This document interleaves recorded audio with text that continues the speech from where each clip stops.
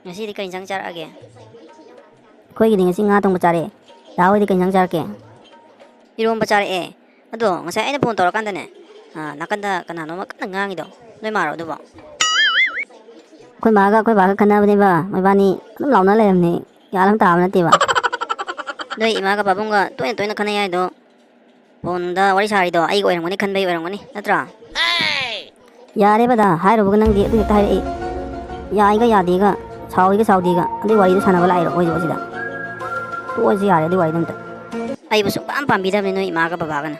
Adu gi ina haris. Nungai ta bai su wakal je do ne. As ko si e da hai manjan hai le. Adu wari tu o ja ga. Adu wari du sa ba la bo di chat la jira. Chatning labo nangbo. Chatla sira hai sibo. Anjan adum ngang le. Adu wari du pala nu tu o hai le. Adum hai le. Adu sauning la pai ne chat la si hai ido. Is asigi bu sauri mani. Sau na ka tauri.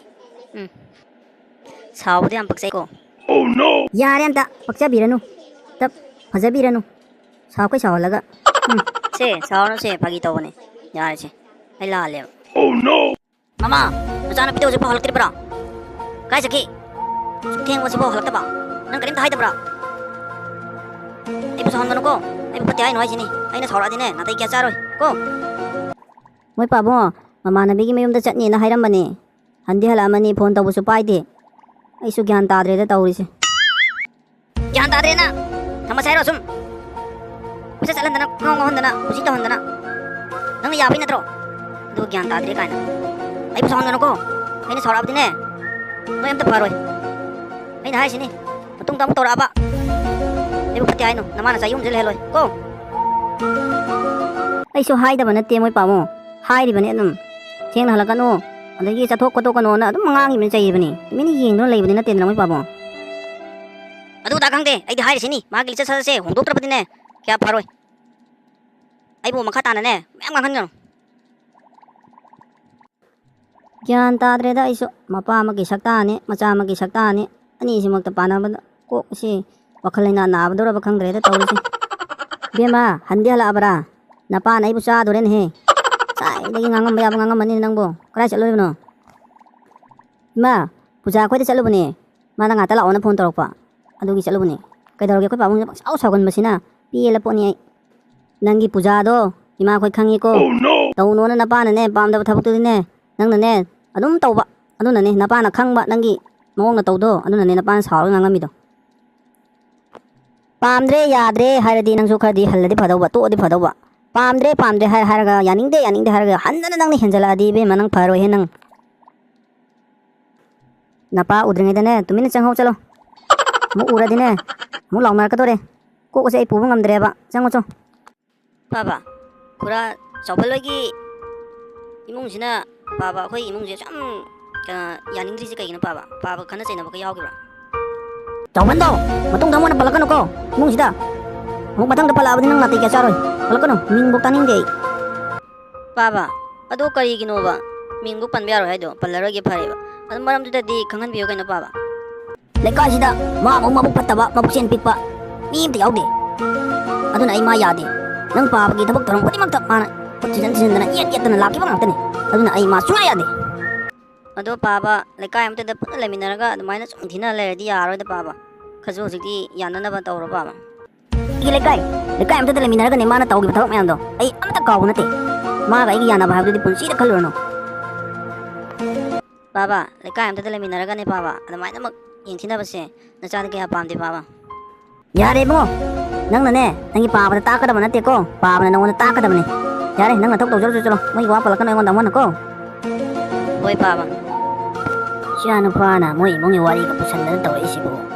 Magi macha nu pi ama yaw do. Mari ka lenar jala ne ai bo. Adu di yaroi. Ngallingai sida khangdo hogdra badi. Kuira abadi pharoi dauri. Ipungo kai daure chak lam la bro nang bo. Loi dore ngang le di loi ni ko. Ima chak lam dri da ai kenom ta hangge ni ma da chang pa ni. Kai daure ge hango.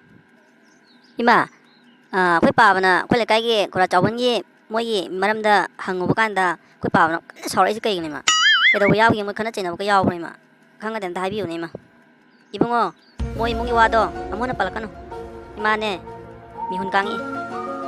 ꯈꯣꯏꯗꯧꯁꯦ ꯁꯥꯎꯒꯠꯂꯛꯑꯦꯕ ꯄꯜꯂꯛꯀꯅꯨꯀꯣ 이마 ꯑꯝꯇꯗꯤ ꯍꯥꯏꯕꯤꯌꯨꯗ ꯀꯔꯤꯅ ꯄꯥꯕꯗ ꯍꯪꯉꯨꯔꯦ ꯁꯥꯎꯖꯜꯂꯛꯑꯦ 이마ꯗ ꯍꯪꯉꯦ ꯁꯥꯎꯖꯜꯂꯛꯑꯦ ꯀꯅꯥꯗ ꯍꯪꯗꯣꯏꯅꯣ 이마 ꯑꯝꯇ ꯍꯥꯏꯕꯤꯌꯣꯕ ꯈꯟꯅꯕ ꯌꯥꯎꯈꯤꯕ꯭ꯔꯕ ꯀꯔꯤ ꯇꯧꯕꯒꯤ ꯃꯇꯥꯡꯗ ꯈꯟꯅꯩꯅꯣ ꯑꯝꯇ ꯍꯥꯏꯕꯤꯌꯣ ꯅꯪꯅ ꯃꯣꯏ ꯃꯔꯝꯗꯒ ꯍꯪꯒꯠꯇꯅ ꯊꯤꯒꯠꯇꯅ ꯇꯧꯔꯤꯗꯨꯕꯨ ꯃꯆꯥꯅꯨꯄꯤ ꯑꯃ ꯂꯩꯕꯗꯨꯕꯨ ꯅꯪꯒ ꯃꯔꯤ ꯂꯩꯅꯔꯤꯔꯣ ꯇꯧꯖꯂꯥꯛꯁꯅꯨꯀꯣ ꯅꯄꯥꯅ ꯍꯥꯠꯆꯈꯤꯅꯤꯍꯦ ꯅꯠꯇꯦ ꯏꯃꯥ ꯃꯣꯏꯅ ꯂꯝꯕꯤꯗꯒ ꯊꯦꯡꯅꯕꯗ ꯑꯩ ꯎꯕꯁꯦ ꯑꯗꯨꯝ ꯏꯆꯥꯎ ꯆꯥꯎꯕꯒꯨꯝ ꯀꯩꯅꯣꯝ ꯏꯇꯧ ꯇꯧꯕ ꯑꯗꯨꯗꯨꯒꯤ ꯁꯨꯝ ꯍꯪꯕꯅꯦ ꯏꯃꯥ ꯀꯥꯏ ꯃꯔꯤ ꯂꯩꯅꯗꯦꯗ ꯏꯃꯥ ꯇꯧꯖꯂꯥꯛꯁꯅꯨꯀꯣ ꯅꯄꯥꯅ ꯍꯦꯛ ꯍꯥꯠꯆꯈꯤꯖꯅꯤꯍꯦ ꯑꯩꯗꯤ ꯍꯥꯏꯖꯍꯧꯔꯤꯁꯤꯅꯦ ꯍꯧꯖꯤꯛꯇꯤ ꯍꯧꯅ ꯍꯣꯏꯕ ꯏꯃꯥ ꯂꯩꯅꯗꯦ ꯍꯥꯏꯔꯃꯛꯇꯗ ꯁꯨꯝ ꯍꯥꯏ ꯂꯩꯌꯦ ꯑꯩ ꯆꯠꯂꯦ ꯆꯥꯛꯇꯨꯐꯥꯎ ꯂꯣꯏꯁꯤꯜꯂꯣ ꯑꯣꯟꯊꯣꯛꯄꯒꯤ ꯑꯉꯥꯡꯅꯤꯗ ꯇꯧꯔꯤꯁꯦ ꯑꯩꯕꯨ ꯃꯊꯥ ꯁꯥꯗꯣꯔꯤꯗ ꯃꯔꯤꯒ ꯂꯩꯅꯔꯝꯃꯗꯤ ꯏꯁ ꯇꯣꯛꯆꯔꯦꯅ ꯑꯩꯗꯤ